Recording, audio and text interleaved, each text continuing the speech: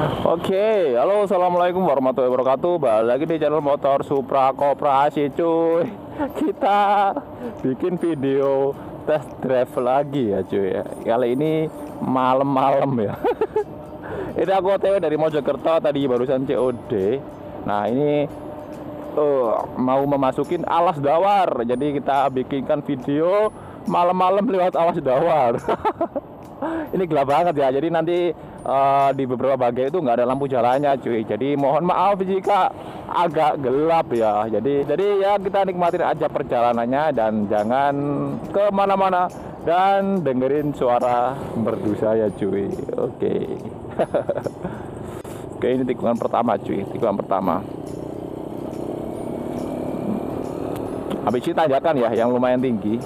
Nah, habis tanjakan aja kita bahas nih kesan-kesan selama pemakaian motor ini. Ini udah seminggu, dua minggu apa seminggu ya. Pokoknya udah agak lama sih aku pakai motor ini buat harian. Jadi ya udah nggak pernah isi bensin lagi, anjir.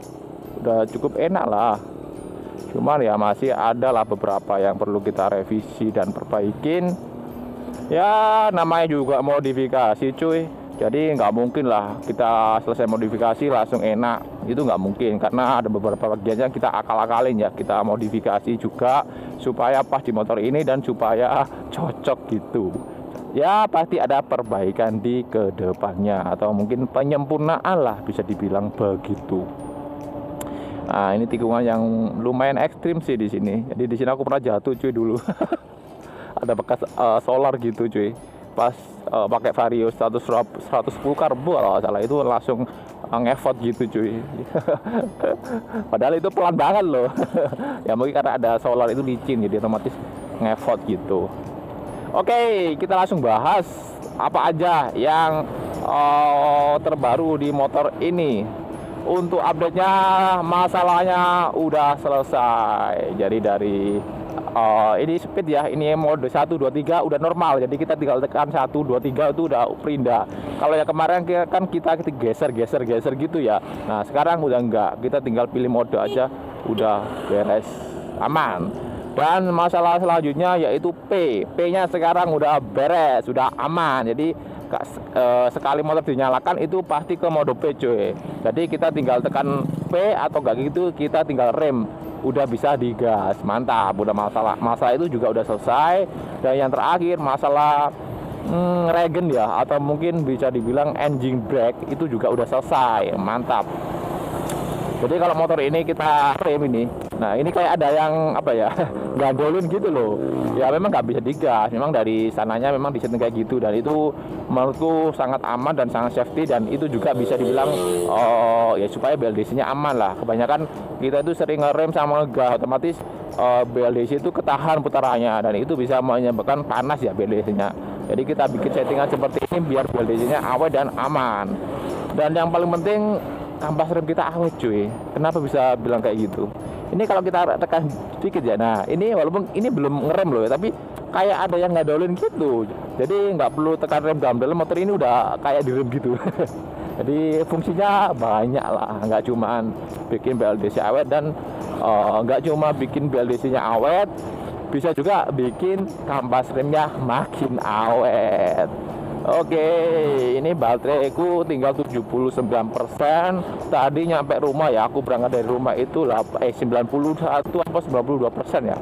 Ini nyampe Mojokerto tadi itu berapa kilo ya? Oh, nggak tahu sih, kalau 20 lebih kayaknya, 20-an. Itu lebih kayaknya. Nah, ini sisa 79%. Untuk pastinya nanti kita cek aja di map ya, berapa kilonya. Itu kepotong berapa persen. Oke, kita bahas apa lagi ya, soal kaki-kaki. Nah, kaki-kaki di sini ada masalah sedikit dari skok depan ya. Untuk skok belakang udah cukup nyaman, kita pakai boncengan juga cukup stabil, kita pakai sendiri juga cukup stabil. Cuma kalau kita pakai sendiri agak keras ya, karena untuk setting skoknya di sini aku bikin yang lebih keras ya, atau mungkin ke bagian yang paling keras. Karena kalau aku setting yang tengah-tengah atau yang empuk, secara tengahnya nggak seru, cuy, kalau kena posisi tidur, karena terlalu ambles gitu kalau dipakai boncengan. Makanya di sini aku setting yang paling keras. Tapi untuk settingan yang paling keras juga masih cukup aman dan nyaman. Untuk skok depan di sini perlu ada revisi ya, karena terlalu ngayun, terlalu lemes, otomatis tangan cepet capek. Nah, jadi nanti kita bikinkan video soal apa ya, upgrade atau penyempurnaan lah. Mungkin kita tinggal ganti oli aja sih, udah bisa ya. Kita ganti oli yang 15W aja udah cukup. Kemarin kita pakai oli yang 10W ya, itu kurang kental. Jadi kita nanti ganti oli yang 15W aja udah cukup.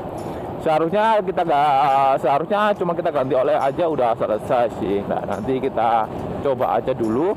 Kalau misalkan kita ganti oli masih kurang, ya mungkin ada beberapa penggantian spare part supaya nyaman sesuai apa yang kita inginkan. Jadi tergantung siapa yang mengendarai, tergantung karakter yang mengendarai gitu cuy. Kalau tiru-tiru sebenarnya nggak bisa sih. Jadi kalau misalnya kita lihat tutorial di YouTube, misalkan skok nyaman dipakein oli kayak gini, skok nyaman dikasih modif kayak gini, itu nggak bisa 100% ditiru ya, karena karakter yang kita mau itu nggak mungkin sama dengan pembuat video gitu loh. Jadi ya mungkin caranya aja yang ditiru, cuman untuk modifikasinya kita bisa pikirkan lagi apa yang kita ganti, apa yang kita benahi, apa yang kita perbaiki gitu cuy. Oke, kita ngomongin apa lagi ya untuk pengecasannya ya. Oh ya, untuk jarak tempuhnya motor ini kemarin terjauh itu aku pakai 160 km ya totalnya ya. Jadi aku hitung-hitung dari map, dari sini ke sana ke sini gitu, aku hitung dari map ya, bukan dari speedometer, karena menurutku lebih akuratan lewat map. Itu totalnya 160 km. Itu bateraiku masih 7% ya, jadi bisa dibilang cukup jauh ya, dengan baterai 72 Ah 72 volt. Itu juga aku jalannya nggak pelan cuy, minimal aku jalannya itu 60, 70, 80, kadang 90. Itu aku pakai speed 2 ya, bukan speed 1. Untuk speed 1 ini aku mentokin di 80 ya. Jadi kalau pengen lebih responsif dan lebih kencang, itu pakai yang speed 2 atau speed 3. Jadi cukup irit menurutku ya. Kalau pengen irit lagi bisa dipakai lari di 40 km atau mungkin 60 atau mungkin 50 km aja itu cuy. Oke, gini kita udah lewat yang gelap-gelap, kita langsung balap motor ini aja. Kita pakai klakson ya cuy ya, supaya orang-orang itu nggak kaget. Sebenarnya kalau malam sih kelihatan ya kalau ada motor di belakang, karena kan ada lampunya. Nah, kalau siang itu loh yang repot. Kadang banyak orang yang masih kaget kalau kita nyalip cuy. Makanya sebelum kita nyalip itu kita bunyikan klakson supaya orang yang mau kita salip itu nggak kaget dan tahu kalau di belakang mereka itu ada motor gitu cuy. Oke, habis ini kita mau balap ya. Ini jalannya masih ramai sih cuy, jadi kita nggak perlu kenceng-kenceng cuy, kita nikmati perjalanannya, safe to ride ya. Iya lah kayak gitu ya.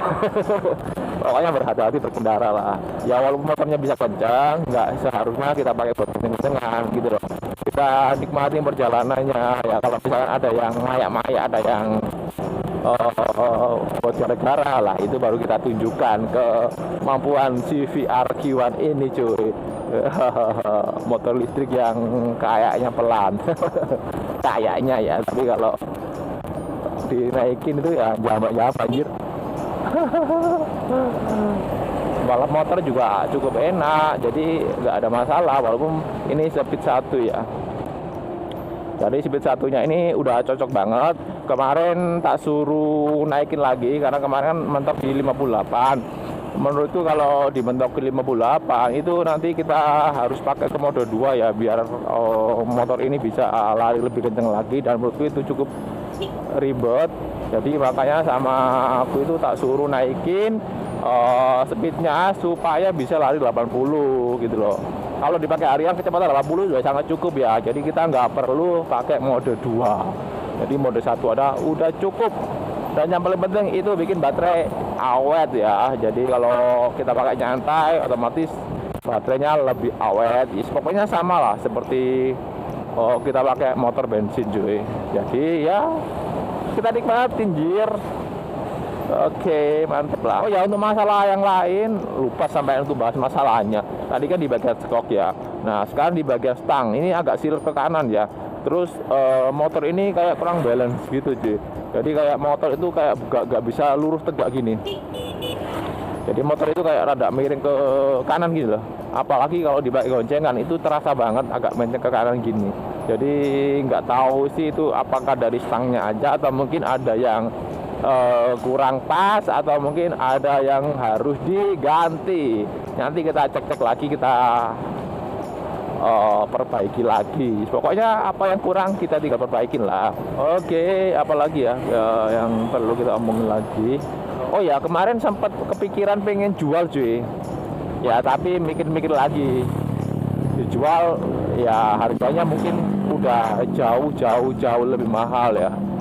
Ya nggak semua orang juga mau gitu loh.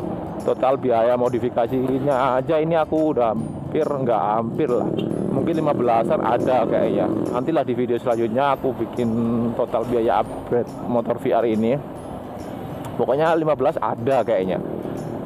Itu belum termasuk perintil-perintilannya ya. Itu baru baterai, BLDC, controller aja cuy. Anjir lah. Ya mungkin ya kalau dibandingkan dengan harga motornya sih kayak nggak sebanding ya cuy ya. Tapi ya namanya juga modifikasi ya, harus rela keluar budget yang cukup banyak ya. Oke. Tapi kalau misalkan ada yang mau beli ya nggak masalah sih cuy. Yang penting nggak rugi lah. Modal nggak masalah, yang penting nggak rugi.